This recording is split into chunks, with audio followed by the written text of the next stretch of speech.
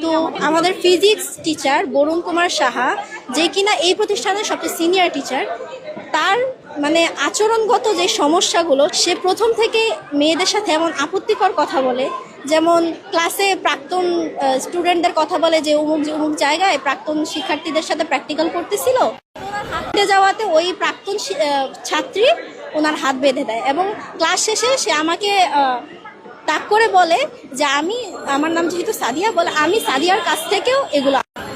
Teacher কিভাবে এসব কথা বলতে পারে? শুধু তাই না, শেষ সময়ে আমি যখন অ্যাপ্লিকেশন করি, এর আগের যে ঘটনাটা, সে আমাকে বলে এরকমই যে প্রাক্তন ছাত্রীকে নিয়ে কথা বলতেছিল, সে তার ওয়েস্টার্ন ড্রেসে দেখে। তো তিনি আমাকে এসে বলে, আমি যদি 20 বছর পরে তোমাকে টাইট জিন্স আর টপসে দেখি, আমি তো তোমাকে চিনতেই পারবো না। এটা কোন ধরনের কথা হলো? একজন শিক্ষকের মুখে কি এসব কথা মানায়? আপনারা দেখছেন সমকালের কণ্ঠ। প্রতি মুহূর্তের খবর পেতে চোখ রাখুন সমকালের কণ্ঠে।